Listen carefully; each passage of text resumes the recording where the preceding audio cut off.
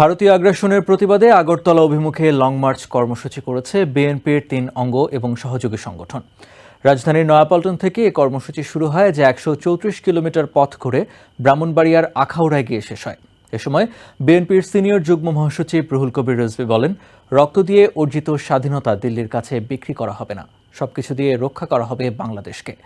এদিকে লন্ডনে বিএনপির এক মতবিনিময় সভায় গণতন্ত্রের জন্য সংগ্রামের মধ্য দিয়ে সবাইকে ঐক্যবদ্ধভাবে বাংলাদেশ গড়ে তোলার আহ্বান জানিয়েছেন দলের মহাসচিব মির্জা ফখরুল ইসলাম আলমগীর।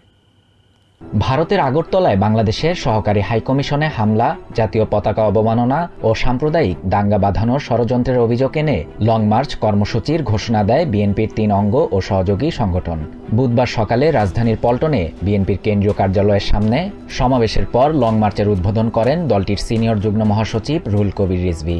যুবদল, স্বেচ্ছাসেবক দল ও ছাত্রদলের long march Hanif flyover, Kanchpur, Gausia, Narsingdi, Bhairab হয়ে এগিয়ে যায় ব্রাহ্মণবাড়িয়ার আখাউড়ার দিকে।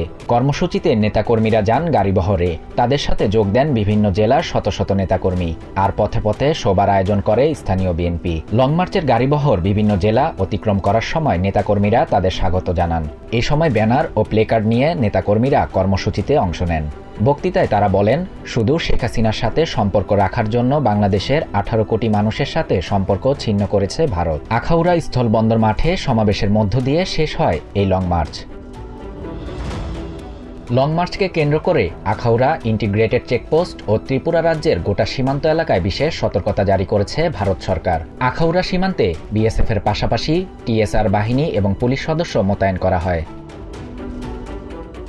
এদিকে লন্ডনে বিএনপির এক মতবিনিময় সভায় যুক্ত হয়ে দলটির মহাসচিব মির্জা ফখরুল ইসলাম আলমগীর বলেন, ভয়ের রাজত্ব সৃষ্টি করেছিল আওয়ামী লীগ।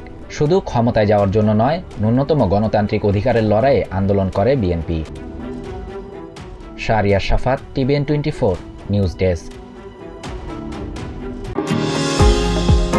নিউ ইয়র্ক থেকে সম্প্রচারিত টিভিএন 24 টেলিভিশন বিশ্বজুড়ে বাঙালির কণ্ঠস্বর।